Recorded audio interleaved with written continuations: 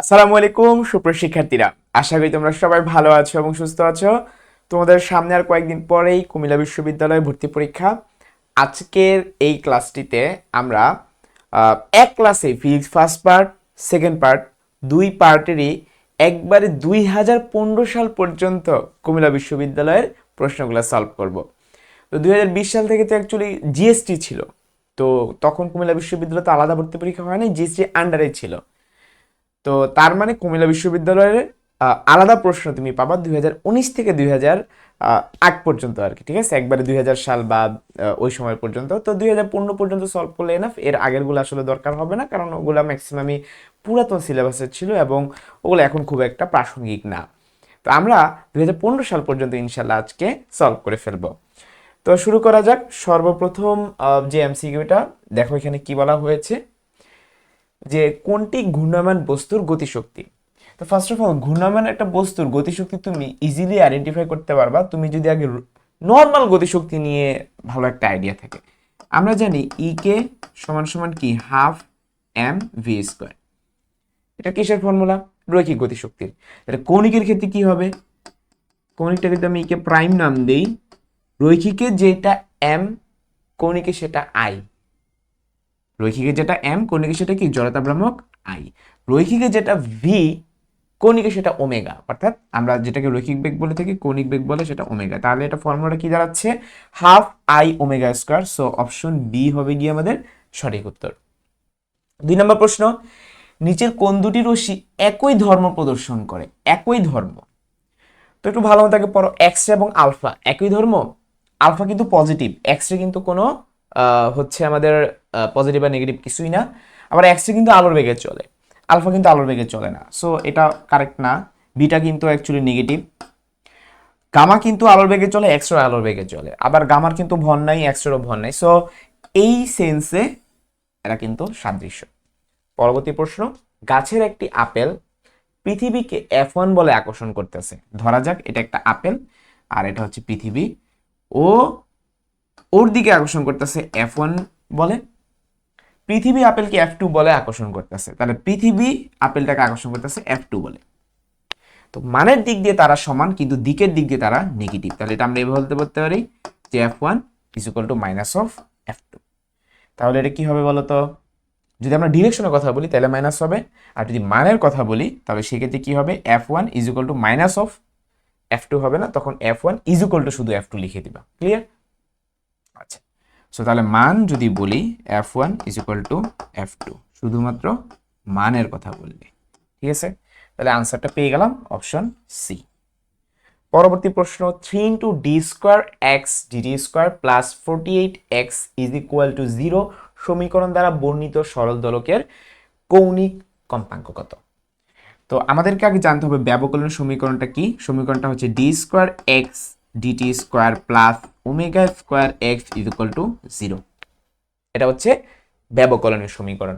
তো এই সামনে 3 এটা রাখা যাবে না, আমাদের এই স্ট্যান্ডার্ড ইকুয়েশনে সামনে কিছু নাই। তো পুরোটাকে 3 দিয়ে যদি ভাগ করে দাও তাহলে দাঁড়ায় হলো D square x DT square plus এই 48কে 3 দিয়ে ভাগ করলে হবে 16 এক্স ইজ ইকুয়াল টু 0। তাহলে এই দুটাকে যদি তুমি কম্পেয়ার করো তাহলে omega square is equal two 16, তাহলে ওমেগা সমান সমান 4। তো স্যার এখানে কি চাইছে? কৌণিক কম্পাঙ্ক চাইছে, এটাই চাইছে, অর্থাৎ ওমেগা ইজ ইকুয়াল টু 4 হচ্ছে correct answer. Option D is the correct answer. পরের প্রশ্ন, তাপগতিবিদ্যার কোন সূত্রকে ভিত্তি ধরে থার্মোমিটার তৈরি করা হয়? মনে রাখবা, শূন্যতম সূত্রকে ভিত্তি ধরে থার্মোমিটার তৈরি করা হয়। থার্মোমিটার, ঠিক আছে? আচ্ছা, দ্বিতীয় সূত্রকে ভিত্তি ধরে রেফ্রিজারেটর অথবা ফ্রিজ তৈরি করা হয়। এগুলো মাথায় রাখবা। 6 নম্বর প্রশ্ন দেখো, অ্যাপসাইলন নট নিউ নট এর একক নিম্নের কোনটি? আমরা জানি আলোর বেগ c সমান সমান 1 divide by root over epsilon naught nu naught, ঠিক আছে? তাহলে এখান থেকে যদি আমি উভয়কে স্কোয়ার করে দিই তাহলে c স্কোয়ার সমান সমান 1 divided by epsilon naught nu naught. তাইলে অ্যাপসাইলন নট নিউ নটকে আমরা বলতে পারি 1 বাই c স্কোয়ার বা c টু দি পাওয়ার -2। এখন c এর একক হচ্ছে, মানে c জিনিসটাই হলো ভেলোসিটি, তাহলে এটাকে আমরা কি লিখতে পারি? Velocity to the power -2। তাহলে উত্তর কি হবে? এই যে 1 বাই ভেলোসিটি স্কোয়ার বা ভেলোসিটি টু দ্য পাওয়ার -2। সান্দ্রতাঙ্কের মাত্রা কি? ml inverse 1 T inverse 2। T inverse one, দুইটাই M N inverse one, T inverse one, দুইটাই সেম, এটা মনে রাখবা, দুইটাতে ইনভার্স ওয়ান করে অ্যান্সার। ঠিক আছে, পরের প্রশ্ন। অথবা তুমি চাইলে প্রমাণও করতে পারবা, F is equal to 6 pi eta r v, এখান থেকে প্রমাণ করা যায় F is equal to 6 pi eta r v. তো ইটা সমান সমান কি দাঁড়াবে, এফ ডিভাইডেড বাই 6 আর পাই তো কনস্ট্যান্ট, আর এবং ভি, তো এম এর মাত্রা বসাই দিবা, আর এর মাত্রা বসাই দিবা, ভি এর মাত্রা বসাই দিবা, উত্তর পেয়ে যাবে M L inverse T inverse. নিচের কোন যন্ত্রটির মাধ্যমে তুমি ভোল্টেজও মাপতে পারবা, তড়িৎচালক শক্তি মাপতে পারবা, এটা হচ্ছে পটেনশিওমিটারের মাধ্যমে। ওহম মিটারের মাধ্যমে আমরা কিন্তু শুধুমাত্র রোধ মাপতে পারবো, ভোল্টমিটারের মাধ্যমে আমরা শুধুমাত্র বিভব মাপতে পারবো, অ্যামিটারের মাধ্যমে আমরা শুধুমাত্র তড়িৎ প্রবাহ মাপতে পারবো, আর পটেনশিওমিটারের মাধ্যমে ভোল্টেজও মাপা যায়, তড়িৎচালক শক্তিও মাপা যায়। শিশিরাঙ্ক বলতে আমরা টেম্পারেচারকে বুঝে থাকি। কোনো ট্রানজিস্টরে ডেল আইবি সমান সমান 0.02 মিলি অ্যাম্পিয়ার, ডেল আইসি সমান সমান 1 হলে বিটা কত? তো আমরা সবাই জানি বিটা সমান সমান আইসি বাই আইবি। ঠিক আছে, তো আইসির মান হচ্ছে 1 মিলি অ্যাম্পিয়ার, আইবি মান হচ্ছে 0.02 মিলি অ্যাম্পিয়ার। উপাকে যদি আমরা 100 দিয়ে ভাগ করি তাহলে 100 ভাগ 2 আসে, উত্তর হবে 50। Option D correct answer. বিকিরণের কি পরিবর্তন ঘটালে আলোক তড়িৎ ক্রিয়া নিশ্চিত ইলেকট্রনিক গতিশক্তি বৃদ্ধি পায়? গতিশক্তির সাথে মনে রাখবা কম্পাঙ্ক সমানুপাতিক সম্পর্ক, কারণ ই সমান সমান আমরা কি জানি এইচ এফ, তাহলে ই এর সাথে এফ এর সম্পর্কটা সমানুপাতিক। অবস্থান ভেক্টর আর দিয়ে দিছে, ডাইভারজেন্স কত? তা আমরা জানি ডাইভারজেন্স নির্ণয় করে কিভাবে, ন্যাবলার সাথে ডট গুণফল করে। তো ন্যাবলা জিনিসটাই হলো del del X I plus del del Y J plus del del Z K. ঠিক আছে, কে এই পুরো জিনিসটার সাথে এইটাকে আমরা কি করব, ডট গুণফল করব। তাই ডট গুণফলটা কিভাবে করব, ডেল ডেল এক্স আই এর সাথে এই যেখানে যেখানে আই আছে সেটা ডট গুণফল হবে। তো আমরা জানি ডট গুণফল করলে আই এর সাথে আই ডট গুণফল করলে 1 হয়, সো আই আর আই চলে যাচ্ছে। তুমি কি করবা, ডেল ডেল এক্স 3x লিখবা, তারপরে সেম ভাবে ডেল ডেল ওয়াই এর সাথে 2y হবে, ডেল ডেল ওয়াই 2y, তারপর ডেল ডেল জেড 4z। এবার ডিফারেন্সিয়েশন জাস্ট 3x কে x এর সাপেক্ষে ডিফারেন্সিয়েট করলে 3 হয়, 2y কে y এর সাপেক্ষে করলে 2 হয়, 4z কে z এর সাপেক্ষে করলে 4 হয়, তাহলে 4 2 6, 6 3 9। ঠিক আছে, সো উত্তর হবে অপশন এ। নিচে কোনটি লব্ধ রাশি? দেখো কম্পাঙ্ক, এটা একটা লব্ধ রাশি, আমাদের V equal to F lambda, F is equal to V by lambda. হ্যাঁ, এটা একটা লব্ধ রাশি, তাপমাত্রা একটা মৌলিক রাশি, ভর একটা মৌলিক রাশি, সময় একটা মৌলিক রাশি, সো এটা উত্তর হবে কম্পাঙ্ক। কাঁচা নির্মিত অপটিক্যাল ফাইবারে আলোর বেগ থাকে ফুল একবারে শূন্যের মাধ্যমে বা বায়ুর মাধ্যমে যে বেগটা থাকে 3×10⁸। এককের সঠিক ক্রম কোনটা? মনে রাখবা পারসেকটা সবচেয়ে বড়, হ্যাঁ, ইভেন আলোকবর্ষের চাইতেও বড়। 1 পারসেক বা পিসি সমান সমান 3.26 লাইট ইয়ার, তার মানে পারসেক সবচেয়ে বড়। তা পারসেক কোন জায়গায় আছে আগে? এটাতেও আছে, এটাতেও আছে, কিন্তু অ্যাংস্ট্রম তো অনেক ছোট, তাহলে উত্তর হবে অপশন বি। অ্যাংস্ট্রম অনেক ছোট, এটা একবার ওদিকে হবে, লাস্টে হবে। ঠিক আছে, 80 নিউটন মিটার, তাহলে এটা কিসের মান? কে এর মান। ঠিক আছে, বল ধ্রুবক যেহেতু বলে দিছে। একটি স্প্রিংকে টেনে 300 সেন্টিমিটার লম্বা করা হলো, তার মানে এক্স এর মান কত হবে? 3 মিটার। ঠিক আছে, স্প্রিং বলে বিপরীতে কৃতকাজ কত? তো আমরা জানি কৃতকাজ ডব্লিউ সমান সমান হাফ কে এক্স স্কোয়ার, তাহলে হাফ কে এর মান 80, এক্স এর মান হচ্ছে 3 স্কোয়ার, যদি তুমি করো 40, 40 আর 3 তিরিকা 9, তাহলে 360 আসবে। ঠিক আছে, অপশন ডি। তড়িৎ বেদন যোগ্যতার একক কি? এটা তুমি ইজিলি বের করতে পারবে, আমরা জানি এফ সমান সমান 1/4 pi epsilon naught Q1 Q2 by D square, বা এপসাইলন নট সমান সমান 4 পাই, এটা যদি এই পাশে নিয়ে যাই তাহলে থাকে হচ্ছে তোমার Q1 Q2 divided by 4 pi F D square. তো কিউ এর একক যদি আমরা বসাই দিই, কুলম দুইটা আছে, কুলম স্কোয়ার, 4 পাই তো কনস্ট্যান্ট বাদ, এফ এর একক কি? নিউটন, তাহলে পার নিউটন আর পার মিটার স্কোয়ার। ঠিক আছে, তার মানে C square N inverse M inverse 2। পরের প্রশ্ন, ইয়ংয়ের দ্বিচির পরীক্ষায় চিরগুলোর দূরত্বকে যদি তুমি অর্ধেক করো আর পর্দার দূরত্বকে যদি তুমি দ্বিগুণ করো, হ্যাঁ, এই যে চিরগুলোর দূরত্বকে যদি তুমি অর্ধেক করো, পর্দার দূরত্বকে দ্বিগুণ করো, তাহলে ডোরা প্রস্থটা কি হবে? পুরো ঠান্ডা মাথায় দেখো, ডোরা প্রস্থ ফর্মুলা কি? আমরা জানি D lambda divided by 2a। তো স্যার বলছে চিরগুলোর দূরত্বকে অর্ধেক করতে, মানে এ কে অর্ধেক করতে। তো আগে তোমাকে প্রপোর্শনাল ফর্মেটে বানাইতে হবে, তো আমরা যদি প্রপোর্শনাল ফর্মেট বানাই 2টা বাদ দিতে হবে। ঠিক আছে, তাহলে B proportional to D by A. বলতে পারো আপনি ল্যামডা কেন লিখেন নাই, কারণ আমরা তো ল্যামডা চেঞ্জ করি নাই, মানে ল্যামডা কনস্ট্যান্ট, যে কনস্ট্যান্ট তাকে বাদ দিতে হয়, তাহলে ল্যামডা বাদ 2 বাদ। ডি থাকবে আর এ থাকবে। তো ওটার মধ্যে এ হচ্ছে গিয়ে কয় গুণ, অর্ধেক, তাহলে এই জায়গায় তুমি বসাই দিবা হাফ। আর পর্যায় দূরত্ব কয় গুণ, দ্বিগুণ, তাহলে ডি এর জায়গায় বসাই দিবে 2, তাহলে 2 divided by half, 2 divide by half মানে কিন্তু 4, তাহলে উত্তর হবে 4 গুণ হবে। আশা করি বুঝতে পারছো। গতি সংক্রান্ত কোন সমীকরণটি সঠিক নয়? আমরা জানি ভি ইকুয়াল ইউ প্লাস এটি, এটা সঠিক। বি স্কয়ার সমান সমান ইউ স্কয়ার প্লাস 2s, এখানে কি দিছে, S U plus B by 2 into 2, এটা সঠিক। এস ইউটি প্লাস হাফ এটা সঠিক। এটা কিন্তু সঠিক না, এটা ভুলভাল ইকুয়েশন লেখা রাখছে। তিনটি শব্দের কম্পাঙ্কের অনুপাত কত হলে মিলিত সুরকে ত্রয়ী বলে? ত্রয়ী হলো 4:5:6। মানে ধরো 400 হার্জ, 500 হার্জ আর 600 হার্জ, তিনটা সাউন্ড তুমি ক্রিয়েট করলা, তাহলে এটা হবে ত্রয়ী। তাহলে উত্তর হবে কত, 4:5:6। চৌম্বক দিকের সাথে কত কোণে চার্জিত কণা গতিশীল হলে সর্বোচ্চ বল অনুভব করে? আমরা জানি F = Q V V sine theta. তাহলে থিটার মান কত হইলে ম্যাক্সিমাম হয় বলো তো? 90 ডিগ্রি, কারণ সাইন 90 মান ম্যাক্সিমাম। একটি দিক পরিবর্তী প্রবাহ মানে এসি কারেন্টে এফ এর মান দিয়ে দিচ্ছে 50 হার্জ, ঠিক আছে? শীর্ষ মানে পৌঁছাতে কতটুকু সময় লাগে? দেখো তো এসি গ্রাফটা এরকম, শীর্ষমান মানে কি, এই যে এতটুকু, এই যে এই পয়েন্টে তো শীর্ষমান, তাই না? তো এইখান থেকে এতটুকুকে আমরা টি বলে থাকি, তাহলে এখান থেকে এতটুকু কত, টি/2। তাহলে এখান থেকে এতটুকু কত হবে, টি/4। তাহলে আমাদের আনসারটা হবে টি/4। কিন্তু কথা হলো ভাই টি তো জানি না, তো টি এখান থেকে বের করে নিই। টি সমান 1/f তো, বা 1/50। টি এর জায়গায় বসাই দিই 1/50 আর নিচে আরেকটা 4, তাহলে 1/200। 1/200 কি আছে অপশনে? আছে, অপশন বি।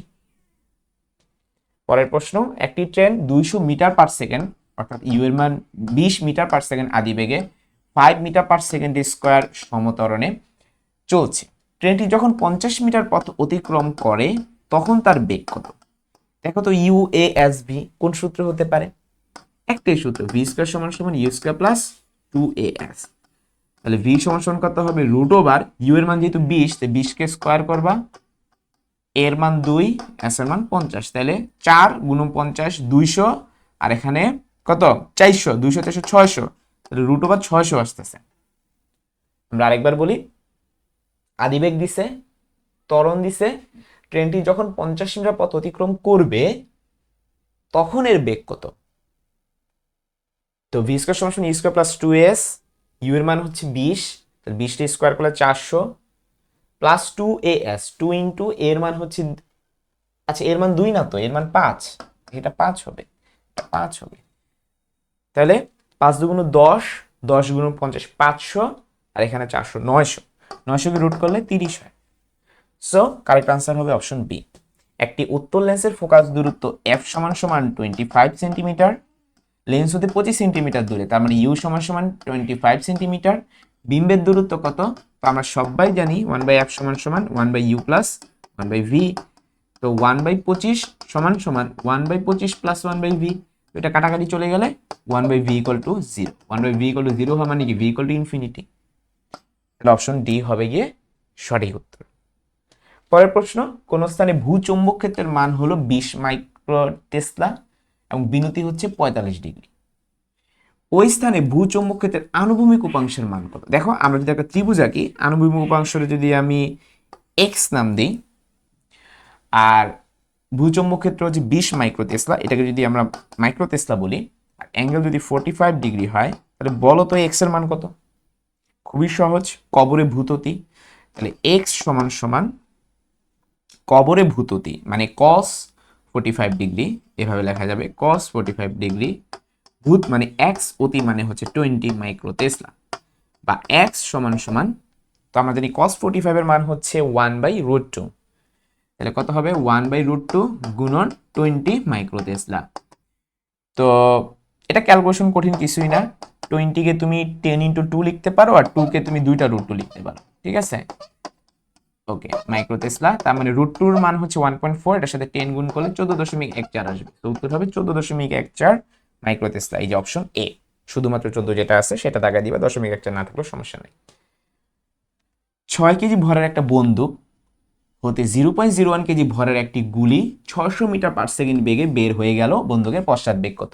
পশ্চাৎ বেগে খুব ইজি ফর্মুলা আছে, mv + mv = 0, শেষ কাহিনী। তো এখান থেকে তুমি বড় হাতের বি যদি বের করতে যাও, তাহলে -mv/m।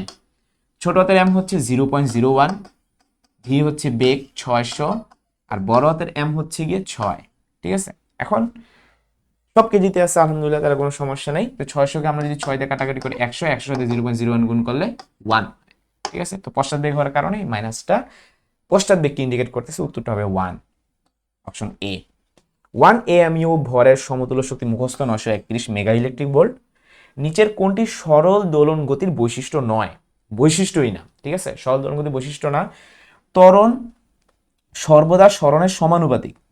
ত্বরণ সরণের বিপরীতমুখী, হ্যাঁ বিপরীতমুখী, কিন্তু এ আমরা জানি এ প্রপোর্শনাল টু কত -x। ঠিক আছে, তো সরণের কিন্তু সমানুপাতিক কিন্তু বিপরীতমুখী। ঠিক আছে, এই সমানুপাতিক ঠিক আছে, বিপরীত ঠিক আছে, কিন্তু একই দিকে হয়, এটা মিথ্যা কথা, এটা হবে বিপরীত দিকে। তো আমাদের তো বৈশিষ্ট্য 9 চাইছে, সো অপশন গ হবে কারেক্ট আনসার। অক্সিজেন গ্যাসের জন্য গামার মান মুখস্থ, আমরা জানি হিলিয়াম, নিয়ন, হ্যাঁ আর্গন, এগুলোর জন্য গামার মান হচ্ছে 1.67। তারপর হাইড্রোজেন, অক্সিজেন, এগুলোর জন্য হচ্ছে 1.4। ঠিক আছে, এই যে আমরা পেয়ে গেছি, আমাদের অক্সিজেনটাই চাইছে। হ্যাঁ, একটি ঘোড়া ভূমি বরাবর 60 নিউটন বল প্রয়োগ করলে একটি বস্তুকে টেনে 2 মিটার পার সেকেন্ড সমবেগে সরাতে পারে। 3 মিনিটে ঘোড়াটি কি পরিমাণ কাজ করছে? আমরা জানি কাজ W = PT, আবার P = কত FB। তো F মানে হচ্ছে বল, সে বল প্রয়োগ করছে 60, আর ভেলোসিটি ছিল 2 এবং T ছিল 3 মিনিট, তাহলে 3 × 60, তাহলে কত আসে দেখো তো। এইখানে 3 × 6, 6 এর সাথে 60 গুণ করলে 360, 360 × 60। ঠিক আছে, 6 6 থেকে 3, 18 আর 3 কত 21, আর সাথে দুইটা শূন্য, মানে 21,600। দেখো তো 21,600 কোনটা, এইটার সাথে মিলে। ঠিক আছে, সো অপশন সি। নিউটনীয় বা চিরায়ত বলবিদ্যার মৌলিক রাশি 9 কোণী। মৌলিক রাশি হলো স্থান, কাল, ভর, এগুলো মৌলিক রাশি, তাহলে মৌলিক রাশি 9 হচ্ছে বেগ। 52 অক্টাল, এটাকে ডেসিমাল বানাইতে হবে। দেখো অক্টাল থেকে ডেসিমাল বানানো কঠিন কিছুই না। তুমি যে কাজ করবে, 2 এর উপর একটা 0 দিবা, 5 এর একটা 1 দিবা, তারপরে 5 × 8⁻1 প্লাস 2 × 8⁻0, 5 8 40, আর এখানে 2 1 2, উত্তর 42, অপশন সি। পরের প্রশ্ন, কোন স্থানে জি এর মান 9.83, এটা হচ্ছে মেরু অঞ্চলের জি, আর বিষুব অঞ্চলের জি হচ্ছে 9.78। নিচের কোন উত্তরটি সঠিক? তার উত্তর কি হবে? স্থানটি মেরু অঞ্চলে অবস্থিত, আর বিষুবীয় অঞ্চলের ক্ষেত্রে হচ্ছে 9.78039। একটি ভূস্থির উপগ্রহের আবর্তনকাল হচ্ছে পৃথিবীর আবর্তনকালের সমান, অর্থাৎ 24 ঘন্টা। কখন কার্নো ইঞ্জিনের দক্ষতা 100% হয়? দেখো তো, ইটা সমান 1 - T2/T1, যদি T2 এর মান যদি 0 হয়, তাই ইটার মান 1 হয়, বা দক্ষতা 100% হয়। সো T2 এর মান যখন 0 হবে, কেন্দ্রমুখী বল দ্বারা কৃত কাজ সবসময় শূন্য। কেন? কারণ এই যে কেন্দ্রমুখী বল কেন্দ্রের দিকে ক্রিয়াশীল, আর সরণ এইদিকে হয়, মধ্যবর্তী অ্যাঙ্গেল 90 ডিগ্রি। তো আমরা জানি W = fx cos θ, তো cos 90 মান তো 0, এই জন্য কেন্দ্রমুখী বল দ্বারা কৃত কাজটা সবসময় শূন্য হয়। একটি লন রোলার টানা বা ঠেলার জন্য আনুভূমিকের সাথে 30 ডিগ্রি কোণে 19.6 নিউটন বল প্রয়োগ করা হলো। তার মানে এফ এর মান হবে 19.6, আর থেটার মান হবে 30 ডিগ্রি।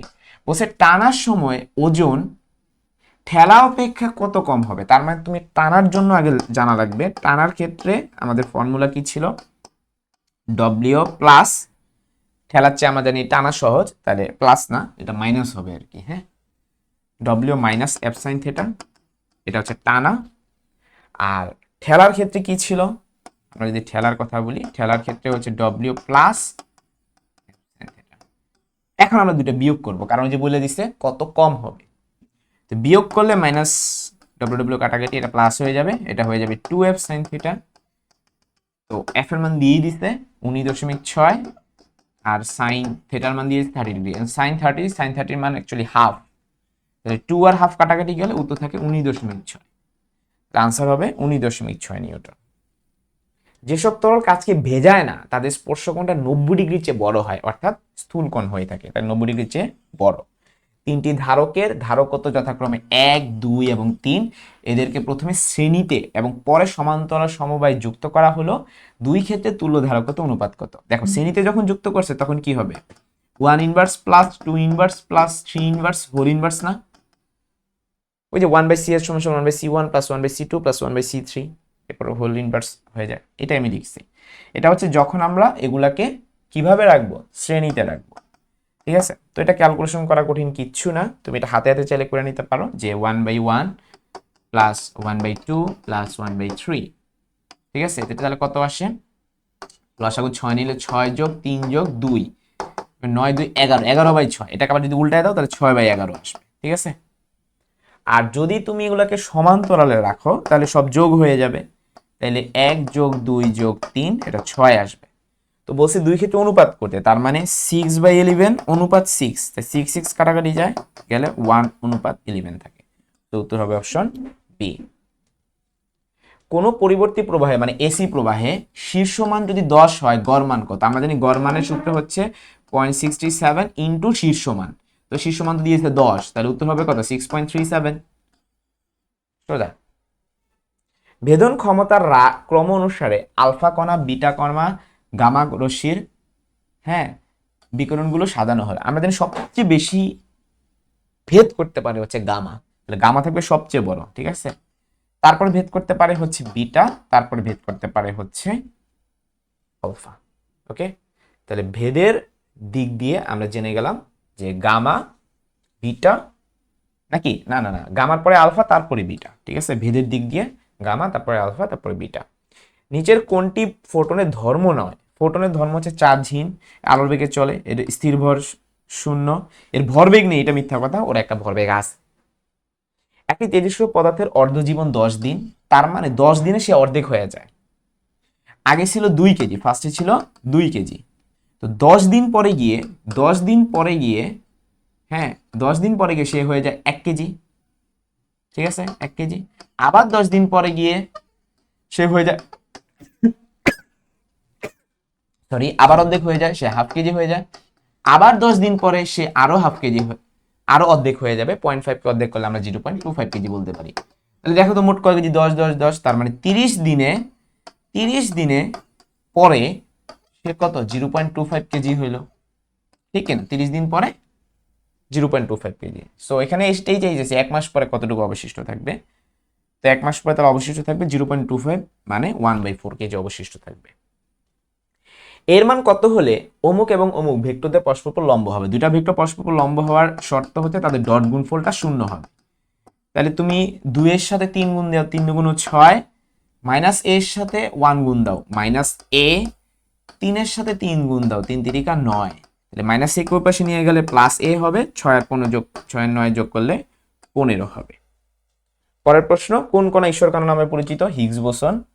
কোন বস্তুকে এত বেগে অর্থাৎ 98 মিটার পার সেকেন্ড বেগে খাড়া উপরে নিক্ষেপ করা হলে সর্বাধিক কত উচ্চতায় উঠবে? আমরা জানি h সমান সমান u²/2g।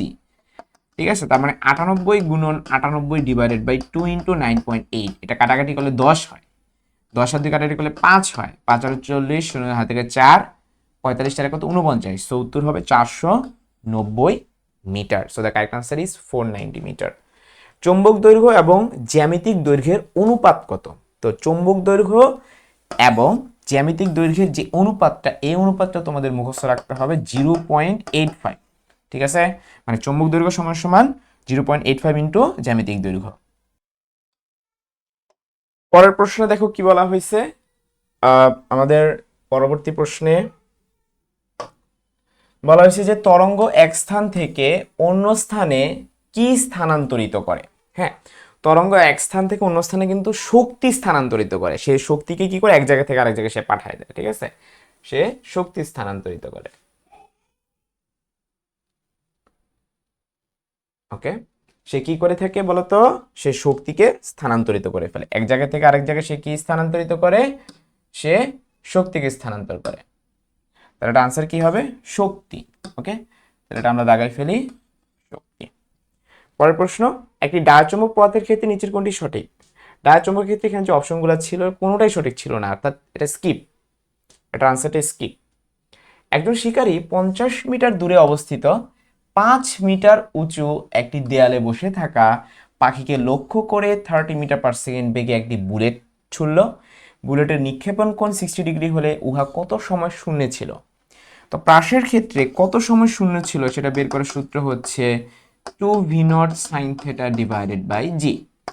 2 ইন্টু v0 এর মান দেখো দিয়ে দিছে 30, সাইন থিটা মানে হচ্ছে সাইন, এখানে আমাদের থিটা দিয়ে দিছে হচ্ছে 60 ডিগ্রি, ডিভাইডেড বাই জি এর মান হচ্ছে 9.8। এখন সাইন 60 মান হচ্ছে √3 ডিভাইডেড বাই 2। তাহলে আমরা √3 ডিভাইডেড বাই 2 যদি লিখি, তাহলে এই 2 আর এই 2 কাটাকাটি চলে যায়। আর 9.8 এর সাথে যদি আমরা √3 গুণ করি তাহলে কত হয়? হ্যাঁ, 30 এর সাথে যদি আমরা √3 গুণ করি তাহলে কত হয়? এটা থাকতেছে হচ্ছে 30 √3 ডিভাইডেড বাই 9.8 কে আমরা চাইলে 10 ধরতে পারি অ্যাপ্রক্সিমেটলি। 10 আর 30 গুণ করলে কাটাকাটি করলে 3 হয়, তাহলে 3 √3, তাহলে 3 ইন্টু 1.7। ঠিক আছে, তাহলে 3 × 21 1 হাতে থাকতেছে 2, 3 × 3 2 5, মানে 5.1 এর আশেপাশে যাকে তুমি পাবা। এখানে আমি 5.3 পাচ্ছি, সো এটাই কারেক্ট আনসার, 5.3।